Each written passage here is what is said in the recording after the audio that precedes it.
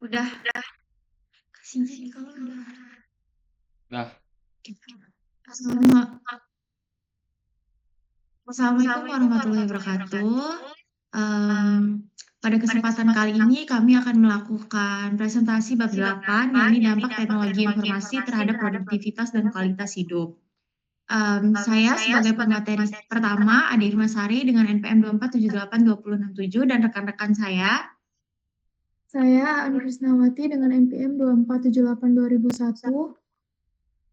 saya Bagas Arya Putra dengan NPM 247820007.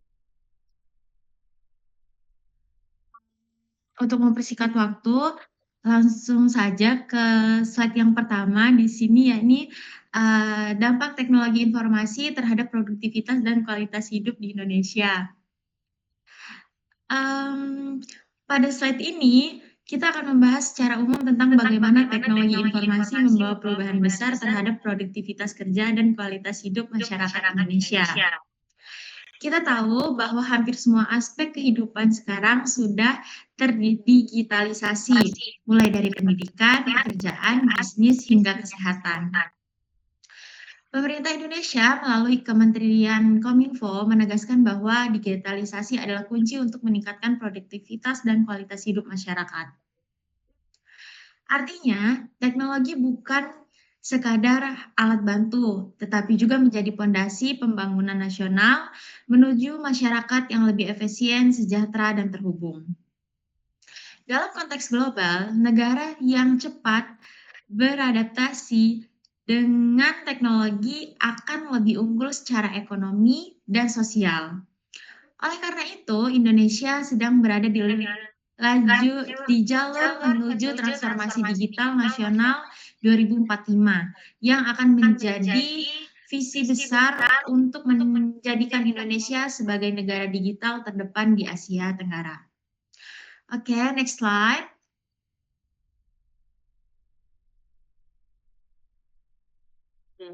Um, Selanjutnya, transformasi digital Indonesia tahun 2045. Transformasi digital yang sedang berjalan bukan hanya sekedar mengganti proses manual menjadi otomatis, tetapi juga menciptakan ekosistem ekonomi digital yang besar. Pada tahun 2023, nilai ekonomi digital Indonesia mencapai sekitar 70 miliar dolar Amerika Serikat. Dan pemerintah menargetkan kontribusinya terhadap produk domestik bruto, yakni PDB, mencapai 18% di tahun 2030. Nah, ini menunjukkan bahwa sektor digital seperti e-commerce, finance, dan layanan berbasis cloud menjadi tulang punggung pertumbuhan ekonomi baru. Pertumbuhan tahunan yang mencapai 20% menandakan bahwa Indonesia berada dalam fase akselerasi digital. Dengan peluang yang besar untuk menciptakan lapangan kerja, inovasi, serta peningkatan efisiensi di berbagai bidang. Jadi transformasi digital bukan hanya tentang penggunaan teknologi, tetapi tentang pembangunan ekonomi berbasis pengetahuan dan inovasi. Next slide.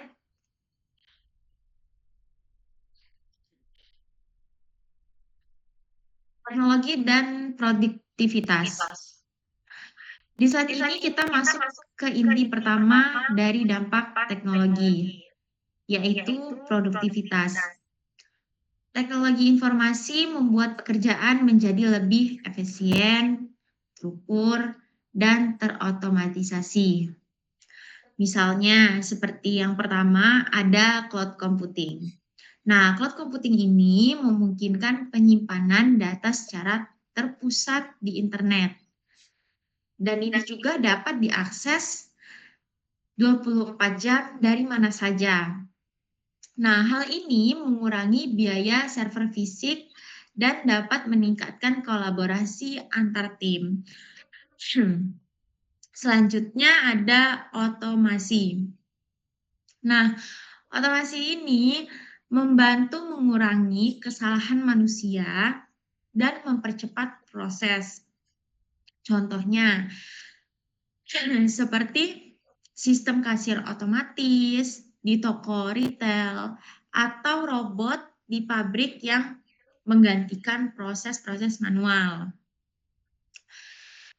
Nah, selanjutnya ada Internet of Things atau IoT. IoT digunakan untuk pemantauan jarak jauh, misalnya sensor di pertanian bisa memantau kelembapan tanah secara real time. Selanjutnya ada AI atau artificial intelligence. Jadi berfungsi untuk analisis data dan pengambilan keputusan secara cerdas, seperti contohnya rekomendasi produk di e-commerce atau deteksi penyakit di sektor kesehatan. Nah, ada pula kelebihan-kelebihan dari cloud computing, yakni yang pertama penyimpanan datanya terpusat, aksesibilitas 24 jam, dan biaya operasionalnya rendah. Selanjutnya ada otomasi, kelebihannya pula reduksi kesalahan manusia, jadi dia meminimalisir kesalahan manusia. Selanjutnya peningkatan kecepatan proses. Dan yang terakhir efisiensi sumber daya. Lalu ada IoT dan AI. Nah, kelebihannya IoT dan AI ini yang pertama dapat monitoring secara real time. Lalu prediksi dan analisis data yang cepat dan cerdas. Selanjutnya ada yang terakhir pengambilan keputusan cerdas. Nah, dengan kombinasi keempat teknologi ini, produktivitas di berbagai sektor industri, baik itu pertanian, peternakan, atau bahkan pemerintah, itu sangat meningkat drastis. Namun, perlu diingat juga bahwa peningkatan produktivitas ini menurut literasi digital yang baik agar tenaga kerja bisa beradaptasi dengan sistem yang baru. Oke, next slide.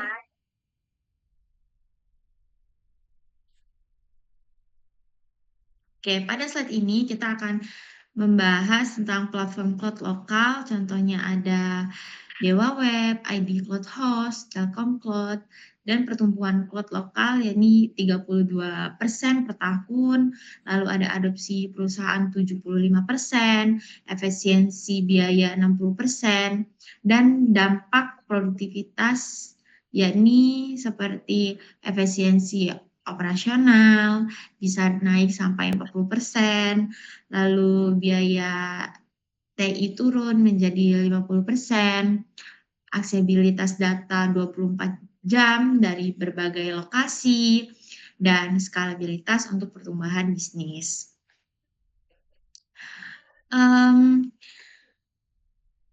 Contoh nyata penerapan teknologi, yakni cloud computing di Indonesia. Nah, ada banyak sekali platform lokal yang mendukung transformasi digital nasional. Contohnya yang pertama ada Dewa Web. Nah, jadi Dewa Web ini yang memiliki pusat data di Jakarta dan Surabaya. Lalu ID Cloud House yang berfokus membantu UMKM dan startup agar dapat menggunakan cloud dengan biaya terjangkau. Dan yang terakhir ada Telkom Cloud yang digunakan untuk industri besar dan pemerintah.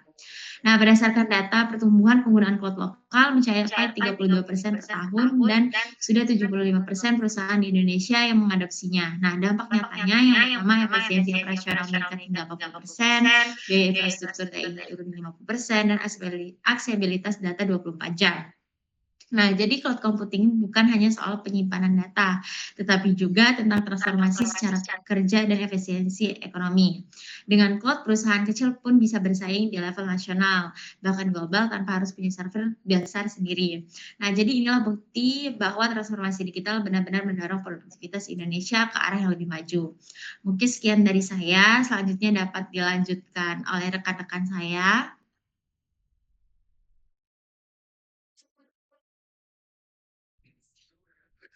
Nah, baik, selanjutnya yaitu ada telework, kerja jarak jauh. Nah, di sini ada konsep dan dampaknya. Nah, telework atau kerja jarak jauh telah biasanya disebut kerja telework biasanya disebut sebagai kerja jarak jauh. Nah, kerja jarak jauh juga telah mengubah cara kerja masyarakat Indonesia, memberikan fleksibilitas namun juga menimbulkan tantangan baru. Nah, konsep ini memungkinkan seseorang untuk bekerja dari rumah atau lokasi lain di luar kantor dengan bantuan teknologi informasi dan komunikasi. Dalam penerapannya, telework memiliki manfaat dan tantangan. Nah, untuk manfaatnya sendiri yaitu yang pertama di sini fleksibilitas waktu dan lokasi. Meningkatkan fleksibilitas waktu kerja sehingga pekerja bisa menyesuaikan jam kerja dengan kebutuhan pribadi. Yang kedua yaitu hemat biaya transportasi atau mengurangi waktu dan biaya transportasi ke kantor. Yang ketiga yaitu membantu keseimbangan antara pekerjaan dan kehidupan keluarga atau bisa juga memiliki waktu lebih banyak dengan keluarga. Namun, ada pula tantangan yang harus dihadapi. Misalnya, di sini ada keterbatasan interaksi sosial antar rekan kerja. Nah, kesulitan dalam mengatur waktu serta adanya risiko isolasi yang bisa memengaruhi kesehatan mental seseorang. Nah, berdasarkan statistik telework di Indonesia sebanyak 68% perusahaan sudah menerapkan sistem kerja jarak jauh.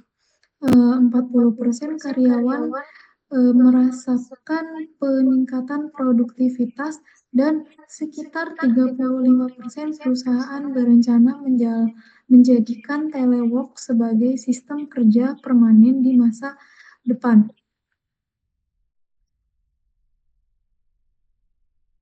Selanjutnya ada perubahan pola kerja pasca pandemi. Nah, pada pandemi COVID-19 menjadi titik balik yang mempercepat adopsi model kerja hibrid di Indonesia. Setelah pandemi berakhir, banyak sektor mulai menyesuaikan diri dengan cara kerja baru. Beberapa contoh penerapan telework di masa pasca pandemi yaitu ada ASN hybrid, di mana sebagian aparatur sipil negara bekerja di rumah dan sebagian tetap di kantor. Lalu ada juga freelance digital yang bekerja secara mandiri melalui platform seperti daring. Lalu selanjutnya ada startup remote only, yaitu perusahaan rintisan yang seluruh aktivitasnya dilakukan secara daring. Selain itu, muncul juga isu baru yaitu etika kerja online yang menuntut setiap individu agar tetap menjaga profesionalitas, tanggung jawab, dan komunikasi yang baik meskipun bekerja secara daring. Nah, etika ini penting untuk mencegah burnout atau kelelahan mental akibat batas waktu kerja yang kabur. Berdasarkan tren kerja jarak jauh tahun 2023 sampai 2024, tercatat 73% perusahaan global menerapkan sistem hybrid, serta 66% pekerja mengaku lebih produktif, dan 41% perusahaan meningkatkan investasi pada teknologi kolaborasi digital. Boleh slide selanjutnya?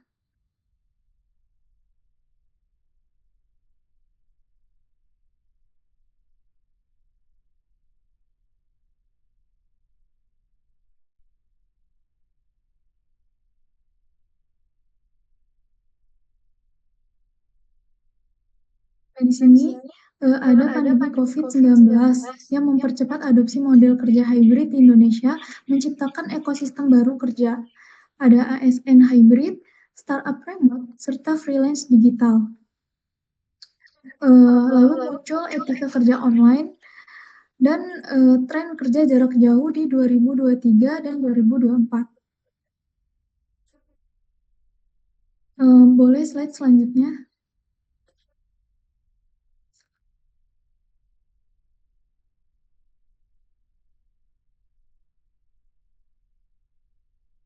Di sini ada kesenjangan digital divide, perbedaan akses IT antar wilayah.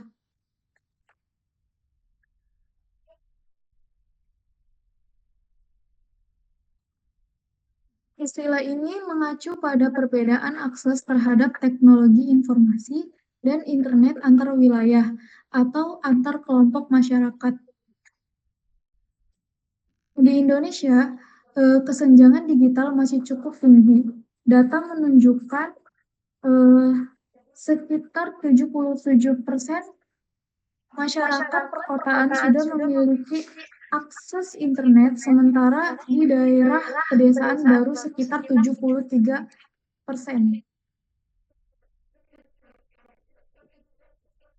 Ada beberapa faktor penyebab kesenjangan digital, di antara lain yaitu di sini ada keterbatasan infrastruktur di daerah terpencil. Yang kedua yaitu pendidikan, ada literasi digital yang belum merata. Lalu ada ekonomi, biaya akses internet yang masih tinggi, serta ada kebijakan, yaitu implementasi yang belum optimal. Nah, di sini ada grafik. Nah, grafik pertumbuhan digital di Indonesia. Terlihat bahwa wilayah Jawa dan Bali memiliki akses internet tertinggi, sedangkan wilayah timur seperti Maluku dan Papua masih tertinggal. Hal ini menandakan perlunya upaya serius dalam pemerataan teknologi di seluruh daerah.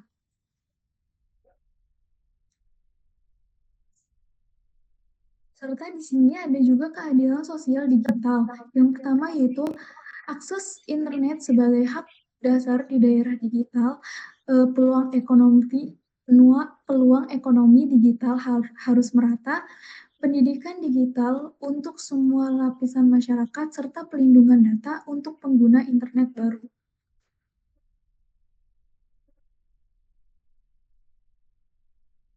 Boleh slide selanjutnya.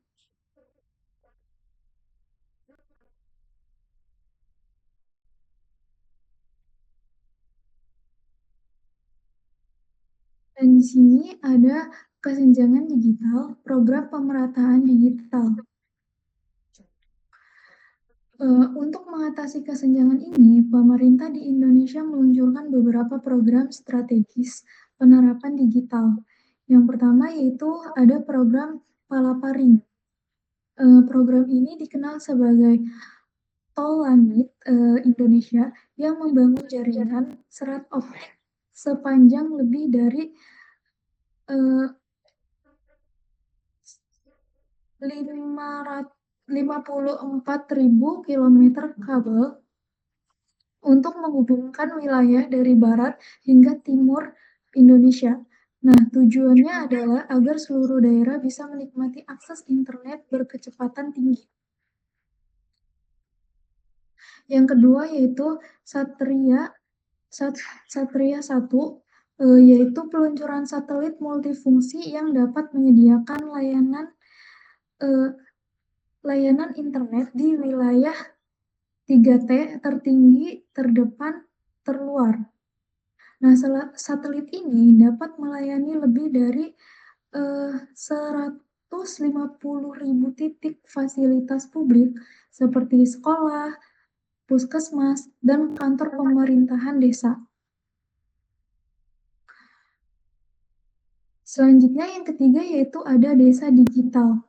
Nah, program ini yang berfokus pada pemberdayaan masyarakat desa untuk memanfaatkan teknologi dalam meningkatkan ekonomi lokal. Nah, hingga saat ini sudah ada lebih dari 7.500 desa digital di berbagai wilayah Indonesia. Nah, Dampak dari program pemerataan digital ini sangat besar, yaitu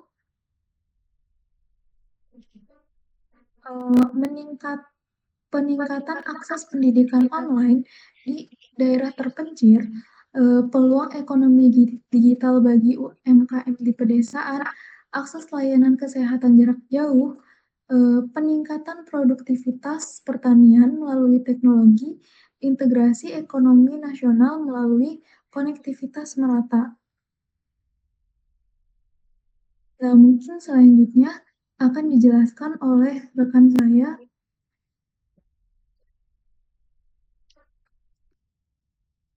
Oke, di slide 11 di sini ada pemanfaatan TI dalam layanan kesehatan. Nah, e-health di Indonesia mengalami pertumbuhan signifikan, mengubah cara masyarakat mengakses layanan kesehatan. Nah, di sini pengertiannya itu, e-health itu berarti kan penerapan teknologi informasi untuk layanan kesehatan. Nah, dia memungkinkan pasien melakukan konsultasi medis, pemesanan obat, dan pemantauan kondisi kesehatan tanpa datang langsung ke rumah sakit.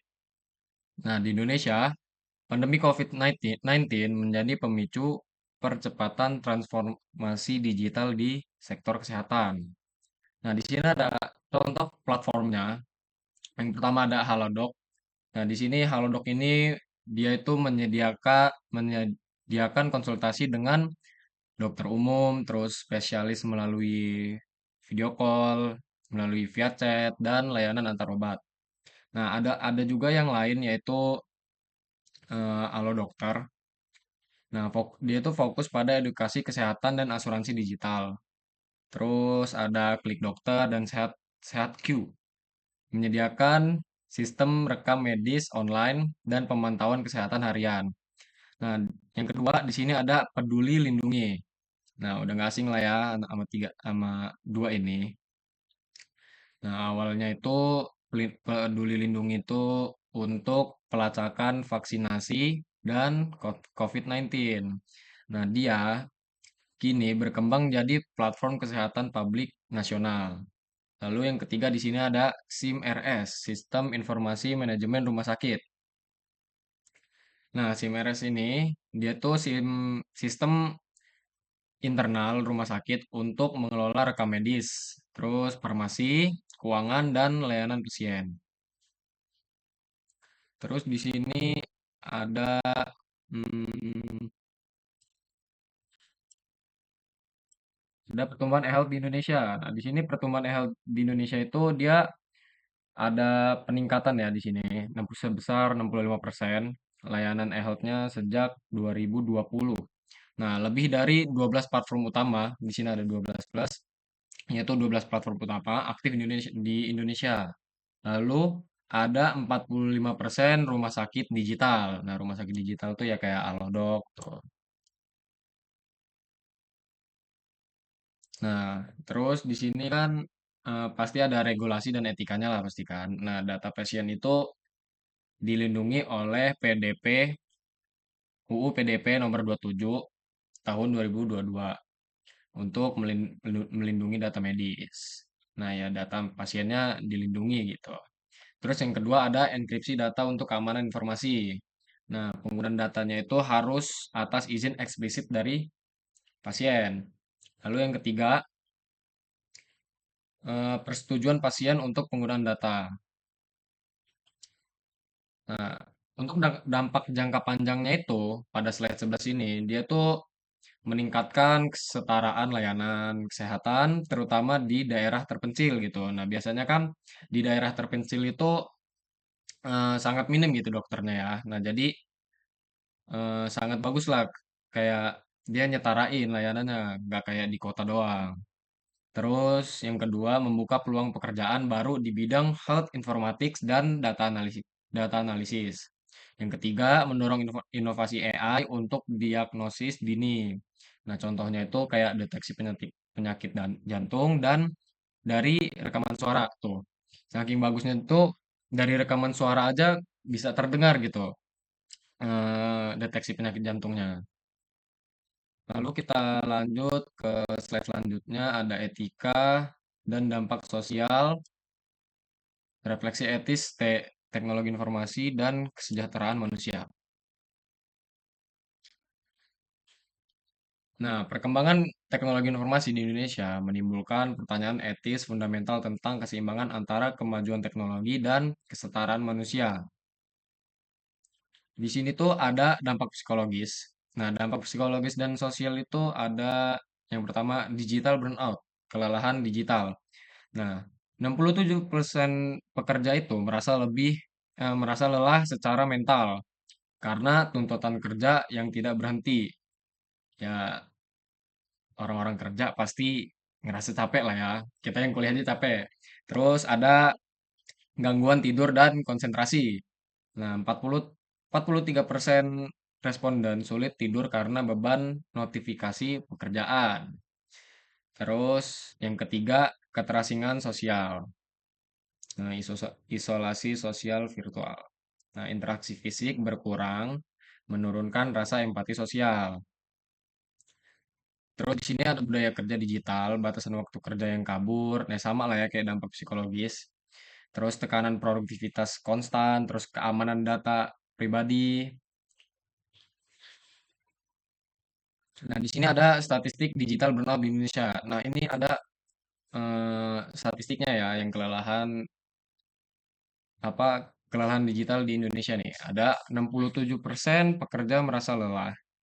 Nah, terus ada 52% sulit memisahkan kerja. Lalu yang ketiga ada 43% gangguan tidur. Nah, ini nih kalau gangguan tidur tuh kayak misalkan ada jadwal kerja gitu yang harus dikumpulkan besok. Nah, jadi kan orang-orang tuh kayak kepikiran gitu. Jadi susah dia tidur, tidurnya nggak nyenyak. Nah, ini ada peran etika profesi TRI. Nah, di sini yang pertama menjaga integritas dalam pengembangan sistem, dalam pengembangan atau pengembangan teknologi. Terus yang kedua, memastikan teknologi inklusif dan merata. Terus yang ketiga, melindungi data privasi dan data pengguna. Terus ada edukasi masyarakat tentang penggunaan TI yang sehat. Nah, jadi peran etika profesi TRI ini dia mengedukasi masyarakat agar bijak dan sehat secara digital. Nah, kayak kita sosialisasi gitu. Ini loh ada Halodoc untuk konsultasi ke dokter, nggak perlu jauh-jauh gitu. Nah, lalu yang kedua ada mendorong kolaborasi lintas sektor untuk membangun lingkungan kerja yang manusiawi. Nah, di sini saya berikan contoh ya di sini. Dan di sini tuh ada banyak karyawan di startup di Jakarta itu mengeluh stres karena jam kerjanya fleksibel yang berujung overwork jadi kayak kerja lebih gitu. Nah, yang kedua tuh ada beberapa perusahaan kini menetap kebijakan digital detox atau waktu offline wajib untuk menjaga keseimbangan mental pekerja. Lanjut ke slide selanjutnya ada, nah ini contoh nyata tadi tuh ada telework kesejahteraan, terus kesenjangan jaringan di Papua, dan IoT untuk petani. Nah, telework kesejahteraan itu perusahaan teknologi di Jakarta menerapkan model hybrid 3 sampai 2 hari kantor, 2 hari WFH. Nah, di sini ada produktivitas naiknya 22%, terus hemat biaya transportasi 35%, kepuasan kerja meningkat. Sama ada kesenjangan jaringan di Papua. Ya, tahu sendiri lah ya, di Papua tuh sedikit gitu sinyalnya. Nah, desa-desa terpencil di Papua masih menghadapi tantangan konektivitas internet. Nah, terlihat di sini hanya 18% akses internet stabil. Pembelajaran online terhambat, terus UMKM terbatas, akses pasar digital. Ada IoT untuk petani, program smart farming di Jawa Tengah menggunakan sensor IoT untuk pertanian presisi. Nah, di sini dia penghematan air sebanyak 40%, terus produktivitas naik 28%, lalu pendapatan petani meningkat. Nah, ini di slide terakhir, kesimpulan dan pelajaran moral. Nah, ini diskusi ya ini ya. Ya, sepertinya langsung next aja ke pertanyaannya, Kak. Boleh tuh, siapa yang mau jawab pertanyaan pertama? Agak turun Kak slide-nya Kak. Oh iya, Mbak. Oke, mungkin pertanyaannya yang pertama ini dari saya dulu ya. Jadi, apakah produktivitas digital di Indonesia sudah berjalan dengan kesejahteraan masyarakat? Boleh dijawab, Kak? Boleh. Silakan. Apakah produktivitas digital di Indonesia sudah sejalan dengan kesejahteraan masyarakat? Ah ya ya. Nah, ya di Indonesia itu udah sejalan dengan sabar. Coba Kak, jawab Kak. Produktivitas digital di Indonesia, oh belum sepenuhnya sejalan dengan kesejahteraan masyarakat. Nah, ada alasannya karena itu peningkatan efisiensi dan ekonomi digital masih terkonsentrasi di kota besar. Nah, sementara di daerah terpencil itu masih tertinggal akses dan literasi digitalnya. Tuh Kak, jawabannya Mungkin Kak. contohnya kayak yang di Papua tadi kali Papua. ya? Ya, yang di Papua. Ya, Kesian itu, nggak oke, ada next. sinyal. Next pertanyaannya boleh. Nah, ini ada pertanyaan kedua. Bagaimana insinyur jaringan dapat berkontribusi untuk pemerataan digital di desa? Nah, insinyur jaringan dapat berkontribusi dengan membangun infrastruktur internet di desa, mengembangkan program literasi digital, serta memastikan konektivitas yang aman dan merata agar semua lapisan masyarakat bisa menikmati manfaat teknologi. Itu ya mungkin Kak. Iya. Mm-mm. Mungkin udah ini ya Kak ya. Ya, mungkin cukup sekian penjelasan bab 8 ini dari kelompok kita. Saya mewakili teman-teman saya. Saya akhiri. Wassalamualaikum warahmatullahi wabarakatuh. Waalaikumsalam warahmatullahi wabarakatuh.